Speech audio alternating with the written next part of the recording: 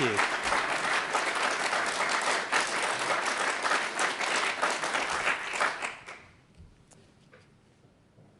New Year should be a time of optimism and excitement. Yet I know many of you look ahead to 2023 with apprehension. I want you to know that as your Prime Minister, I will work night and day to change that, and quickly.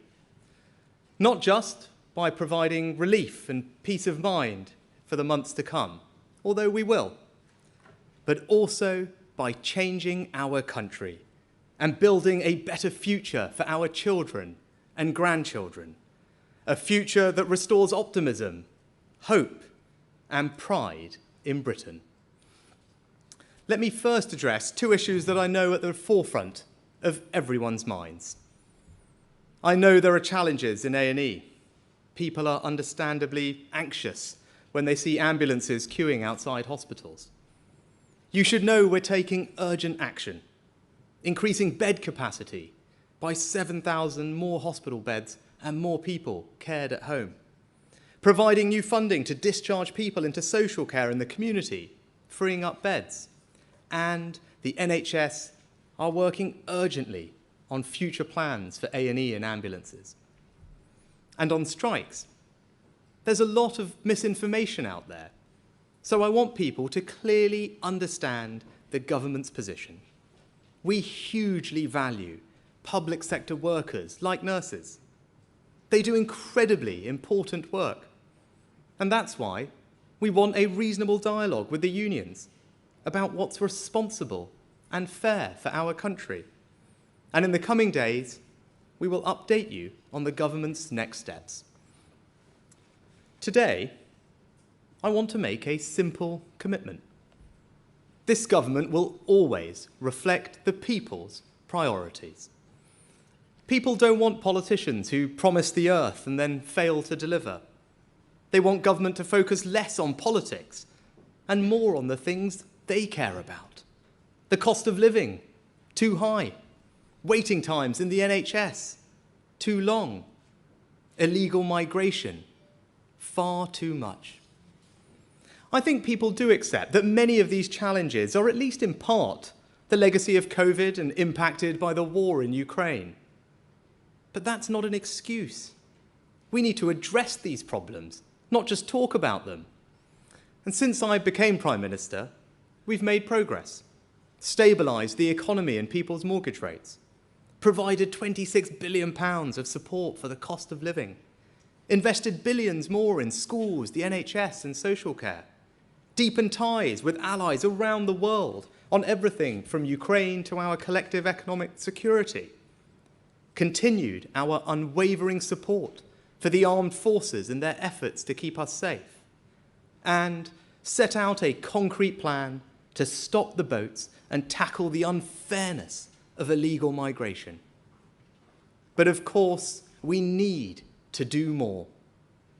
So I want to make 5 promises to you today, 5 pledges to deliver peace of mind, 5 foundations on which to build a better future for our children and grandchildren. First, we will halve inflation this year to ease the cost of living and give people financial security. Second, we will grow the economy, creating better paid jobs and opportunity right across the country. Third, we will make sure our national debt is falling so that we can secure the future of public services. Fourth, NHS waiting lists will fall and people will get the care they need more quickly. Fifth, we will pass new laws to stop small boats, making sure that if you come to this country illegally, you are detained and swiftly removed. So, 5 promises. We will halve inflation, grow the economy, reduce debt, cut waiting lists, and stop the boats. Those are the people's priorities. They are your government's priorities, and we will either have achieved them or not. No tricks, no ambiguity. We're either delivering for you or we're not. we will rebuild trust in politics through action, or not at all. So I ask you to judge us on the effort that we put in and the results that we achieve. Now, these 5 promises are the people's priorities, so they're my immediate priorities too. But they're not the limit of my ambitions for our country. They're the foundation. My aim is to build a better future for our children and grandchildren, a future where they feel optimism, hope, and pride. And to realise that vision, we need to change our mindset. Now, politicians talk a lot about change, but the truth is, no government, no prime minister can change a country by force of will or diktat alone. Real change isn't provided, it's created. It's not given, it's demanded, not granted, but invented. The choices we make as individuals, as workers, business owners, parents, all add up to something far greater. And if we're honest, change also requires sacrifice and hard work. It's a big risk for a politician to say that, but the stakes are too high and the rewards too great not to level with you. So change is hard. It takes time, but it is possible. And we know that because we've done it before. During COVID, we protected millions of people's jobs and businesses, a record I'm proud of. And we know it's possible because you can see change happening. You can feel it. Just look at our state schools, empowered by reform in some of the most deprived parts of the country, producing some of the best results. Those teachers and pupils work hard and make sacrifices because they know that what they are doing is bigger than themselves. They demand, inspire, and deliver excellence. And their ethos of excellence can become the animating spirit of our nation. Inspired by them, together we can change our country's character. We can reverse the creeping acceptance of a narrative of decline, reject pessimism and fatalism, refuse limits on our aspirations. And to do that, we need to have the imagination and confidence to do things differently and better. The vision to do today what is needed for tomorrow. In other words, we need to change the way our country works. That requires a change in mindset. What does that mean in practice? It means a more innovative economy, stronger communities and safer streets, a world-class education system, an NHS built around patients, and a society that truly values the family. In all these areas and more, we must have the courage to change, to think bigger, strive for excellence, not give up when things get tough. And if we can do that, then we really can build a better future. In the coming months, I will set out our plans in each of these areas. But let me set the direction today. A better future is one where our economy is growing faster so that everybody, everywhere across our union, has new opportunities for better paying good jobs. And the change we need is to put innovation at the heart of everything we do. An ethos embodied by so many of the fantastic businesses right here at Plexel. Now, some people think innovation is about gadgets and geekery, a nice to have, peripheral to growth compared to the traditional levers of tax and spend. But that is exactly the mindset that we need to change. Let me tell you why innovation is so important. Over the last 50 years, it was responsible for around half of the UK's productivity increase. New jobs are created by innovation. People's wages increased by innovation. The cost of goods and services reduced by innovation. And major challenges like energy security and net zero will be solved by innovation. The more we innovate, the more we grow. And the world is seeing an incredible wave of scientific and technological change. So right now, the most powerful way to achieve higher growth is to make sure the UK is the most innovative economy in the world.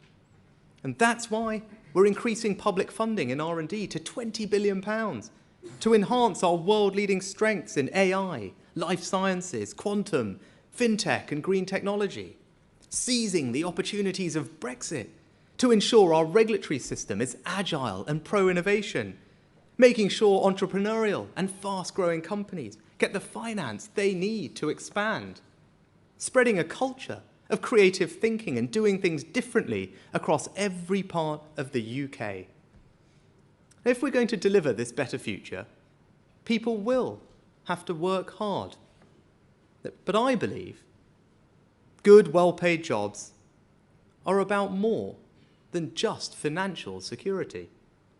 They give people purpose, confidence, dignity, the chance to build a better life from themselves. But I also believe that if you work hard and play by the rules, you should be rewarded. And which is why, as soon as we can, the government will reduce the burden of taxation on working people. And it is staggering that at a time when businesses are crying out for workers, a quarter of our labour force is inactive. So our growth plan will look at how we can support those who can to move back into work, including through the welfare system. Now, all of this will make this country a beacon of science, technology and enterprise, and lift our productivity, raise our growth rate, and create jobs in the decades to come. Good jobs give people pride in their own lives. But a better future also means reinforcing people's pride in the places they call home. And the change we need is to do away with the idea that it's inevitable that some communities and some places can never and will never get better. I love my local community, and it's not right that too many for far too long have not felt that same sense of meaning and belonging. The government can't create it. It's something that we build together. But the state does provide the foundations. So we will deliver on our promise to level up with greater investment in local areas, to boost growth, create jobs, and reinvigorate our high streets and town centres. But all the regeneration in the world won't mean anything unless people feel safe in their communities. So by this spring, we'll have an extra 20,000 police officers patrolling the streets, answering the call for help, and catching criminals. We've got to stop violence against women and girls. And let's be frank, that means men taking responsibility for creating a culture and society where women are safe in their communities and at home. We've got to reduce reoffending because a small number of career criminals account for disproportionate amounts of crime. And we've got to beat addiction because heroin and crack addicts account for almost half of all robberies. Strong communities are also built on values, on the golden rule, treat others as you would like to be treated yourself. But too often, a small minority break that golden rule. They spray graffiti on war memorials, discard needles and nitrous oxide canisters in children's playgrounds, gang together and cause disorder and disruption. Antisocial behaviour isn't inevitable or a minor crime. It makes life miserable for so many, and it can be a gateway to more extreme crimes. So this government will work tirelessly to crack down on antisocial behaviour, giving police forces, mayors and local authorities the tools they need, and giving communities confidence that these crimes will be quickly and visibly punished. Wherever you live in our United Kingdom, you should be able to feel proud of your community, and that's what we'll work together to achieve. So we will create a better future by changing our economy and strengthening our communities. We also need greater social justice. And the way we achieve that is education. This is personal for me. Every opportunity I've had in life began with the education I was so fortunate to receive. And it's the single most important reason why I came into politics, to give every child the highest possible standard of education. Thanks to the reforms we've introduced since 2010 and the hard work of so many excellent teachers, we've made incredible progress.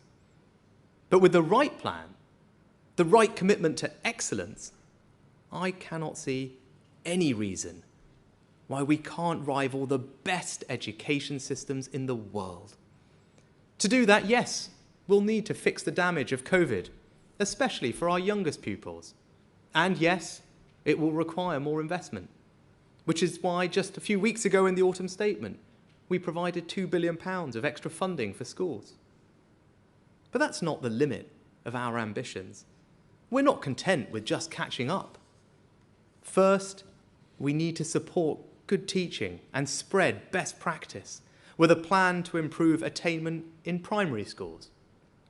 Next, we need to stop seeing education as something that ends age 18 or that sees university as the only option, with more technical education, lifelong learning and apprenticeships.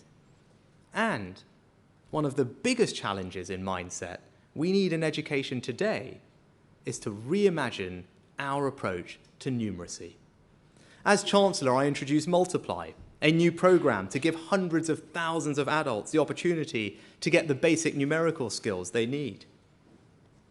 But we're one of the few countries not to require our children to study some form of maths up to the age of 18. Right now, just half of all 16 to 19-year-olds study any maths at all.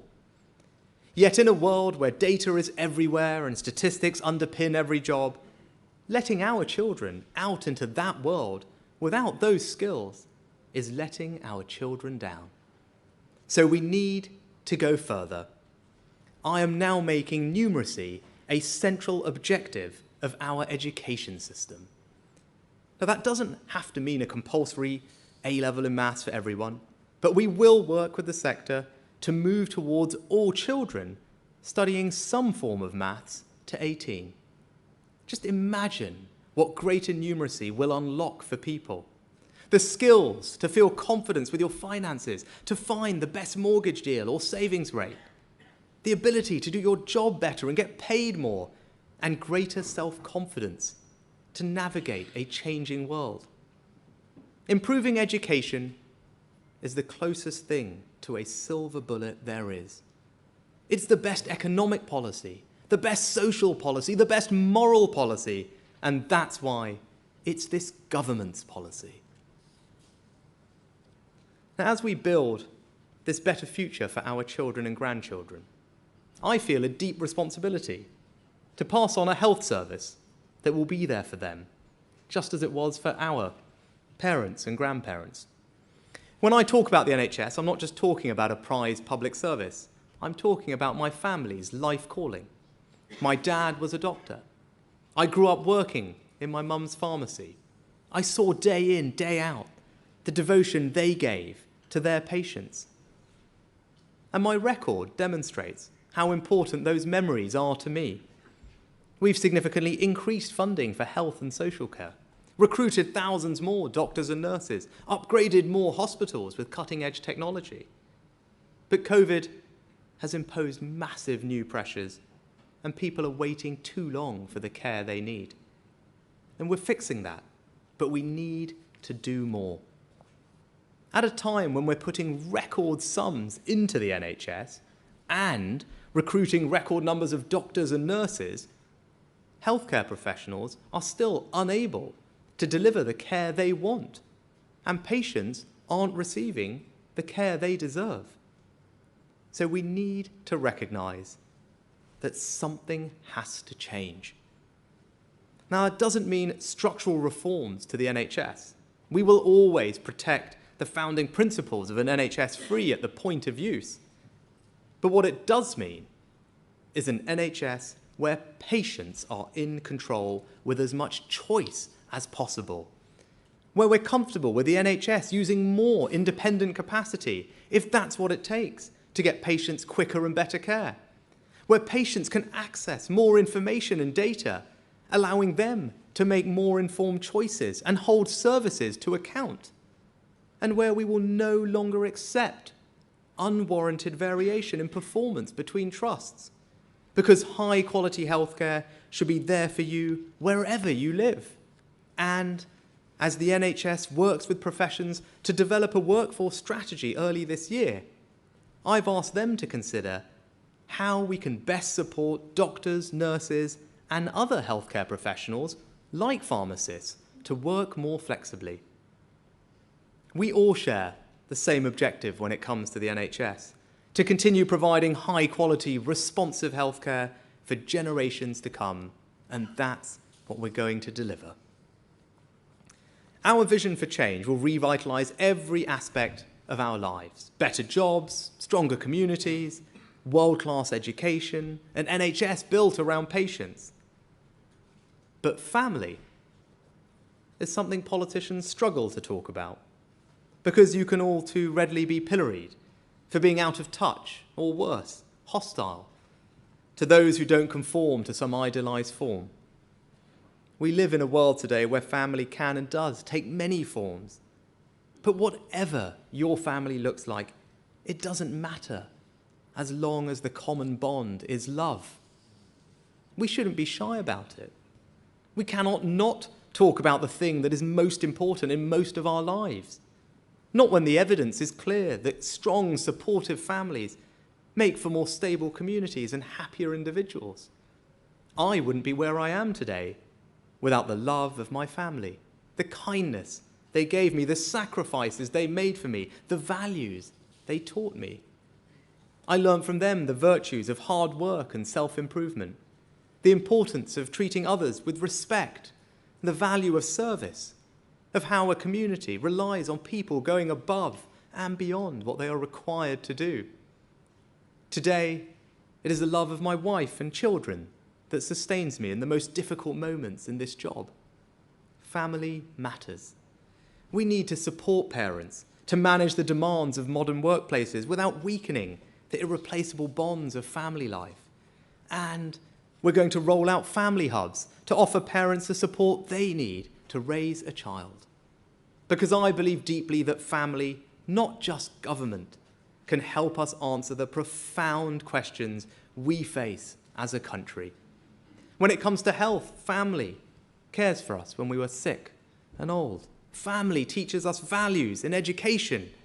When it comes to community, family guides us in right and wrong. And that's why family runs right through our vision of a better future. When I first spoke to you as Prime Minister, I stressed that trust was not given, but earned.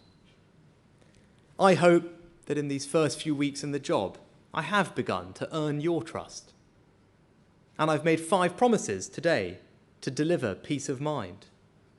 We will halve inflation, grow the economy, reduce debt, cut waiting times, and stop the boats. But I know this is just the start of what we need to do to build a better Britain together. As well as peace of mind today, this afternoon I've also set out a vision for a better future for our children and grandchildren. Now, we're not going to get there overnight, or even in this Parliament, but this is the journey we are on. And despite all the challenges we face, all the anxieties that people feel, I know we can get there. Others may talk about change. I will deliver it. I won't offer you false hope or quick fixes, but meaningful, lasting change.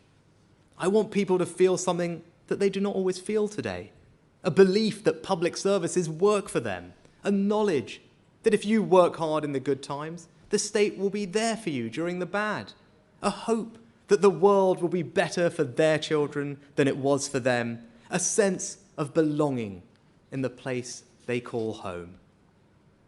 I guarantee that your priorities will be my priorities. I pledge that I will be honest about the challenges we face, and I will take the tough but necessary decisions to ensure our great country achieves its enormous potential. I will only promise what I can deliver, and I will deliver what I promise. Thank you.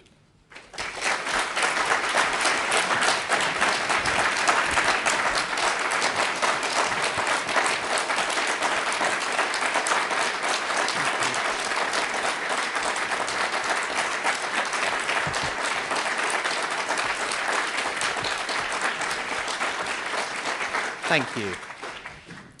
Right, I think we've got